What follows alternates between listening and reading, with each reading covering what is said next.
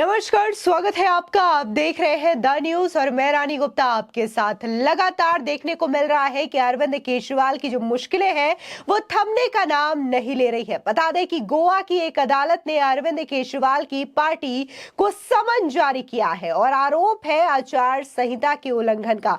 सीधे तौर पर रिश्वतखोरी का आरोप लगाया गया है। कहा जा रहा है कि गोवा इलेक्शन के दौरान रिश्वतखोरी का मामला सामने आया है।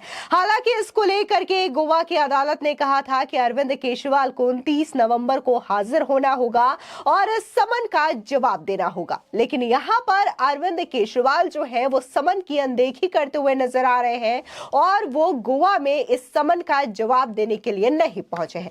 बता दें कि गोवा की एक अदालत ने मंगलवार को आचार संहिता उल्लंघन के मामले में आम आदमी पार्टी के राष्ट्रीय संयोजक अरविंद केजरीवाल को समन जारी करके उन्हें 29 नवंबर को अदालत में पेश होने के लिए कहा था। दरअसल आपकी स्थानीय इकाई ने कहा कि उसे समन मिला है, लेकिन उसे दिल्ली के मुख्यमंत्री के खिलाफ आपराधिक मामले के विवरण की जानकारी नहीं है। अदालत के सूत्रों के मुताबिक मामला जन प्रतिनिधित्व अधिनियम और रिश्वतखोरी से संबंधित आईपीसी की धारा 171 ई के तहत दर्ज किया गया है। बता दें कि न्यायिक मजिस्ट्रेट प्रथम श्रेणी मपूसा कोर्ट ने समन जारी किया है। दरअसल आपकी गोवा इकाई के प्रमुख अमित पालेकर ने कहा है कि उन्हें समन केजरीवाल को अदालत में पेश होने की तारीख से एक दिन पहले यानी कि मंगलवार को प्राप्त हुआ है। उन्होंने कहा कि ऐसा लगता है कि आरोप पत्र 2018 में दायर किया गया था। हमें मामले की विस्तृत जानकारी नहीं है। पेशे से अधिवक्ता पालेकर ने कहा कि वो बुधवार को अरविंद केजरीवाल की ओर से अदालत में पेश होंगे।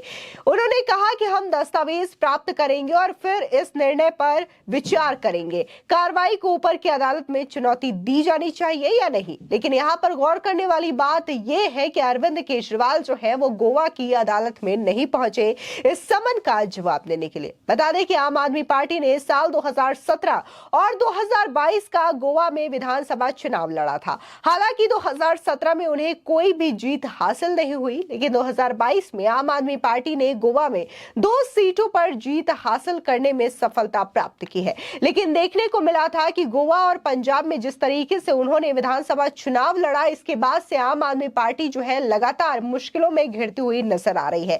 अभी दिल्ली में आम आदमी पार्टी की अगर बात करें तो वो शराब घोटाला मामले में घिरी हुई है। इसमें शराब घोटाला मामले में जो पैसे एकत्र किए गए हैं उसको लेकर के कई सारे खुलासे हो रहे हैं। इसमें यह भी कहा गया कि जैसे शराब घोटाला हुआ है और इसकी अवैधकरण बिक्री से जो कमाई हुई है उसका इस्तेमाल आम आदमी पार्टी ने अपने पंजाब और गोवा के इलेक्शंस में खर्च किए हैं। ये बातें सामने आई है। इसी के साथ ही विजय नायर जो कि आम आदमी पार्टी का कार्यकर्ता और इसी के साथ ही बकायदा पूरा मीडिया मैनेज करता था, उसको लेकर के भी एक खबरें सामने आई कि कैसे उसने बकायदा इन पैसों को पूरी तरीके से गोवा और पंजाब के इलेक्शन में व्यय किया है। हालांकि पंजाब में आम आदमी पार्टी जो है सरकार बनाने में सफलता उसने हासिल की, लेकिन गोवा में बहुत बुरी स्थिति आम आदमी पार्टी की रही। लेकिन इसके बावजूद जिस तरीके से 2017 में आम आदमी पार्टी का बुरा हाल रहा, वही हाल 2022 के भी विधानसभा चुनावों में देखने को मिला। लेकिन इन सब के बीच में आम आदमी पार्टी जो है वो रिश्वतखोरी के आरोपों से घिर गई और रिश्वतखोरी के आरोप को लेकर के यह मामला दर्ज किया गया, जिसके बाद अरविंद केजरीवाल को समन जारी किया गया है।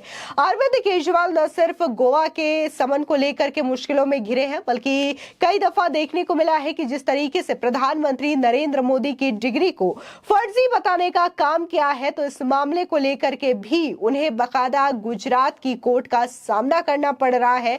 न सिर्फ अरविंद केजरीवाल बल्कि अरविंद केजरीवाल के जो सांसद हैं संजय सिंह, उन्हें भी इन मुश्किलों का सामना करना पड़ रहा है। बकायदा गुजरात यूनिवर्सिटी ने तो आम आदमी पार्टी पर यह क्लेम किया है कि जिस तरीके से उन्होंने प्रधानमंत्री नरेंद्र मोदी की डिग्री को फेक बताया है, तो ये यूनिवर्सिटी की प्रतिष्ठा को भी धूमिल करने का प्रयास किया जा रहा है, क्योंकि अब लोगों के जहन जहन में गुजरात यूनिवर्सिटी की इमेज को लेकर के ये चीजें है कि गुजरात यूनिवर्सिटी जो है वो फेक सर्टिफिकेट बांटने का काम करती है, जिसकी वजह से बकायदा गुजरात यूनिवर्सिटी के रजिस्ट्रार ने इसको लेकर के डिफेमेशन यानी कि मानहानि का केस अरविंद केजरीवाल और संजय सिंह के खिलाफ दायर करवाया था। फिलहाल अगर हम बात गोवा की करें या फिर गुजरात की करें तो दोनों ही मामलों में कोर्ट का सामना करना पड़ रहा है आम आदमी पार्टी को। इसी के साथ ही जिस तरीके से लगातार आम आदमी पार्टी जो है भ्रष्टाचार के आरोपों से घिरती जा रही है,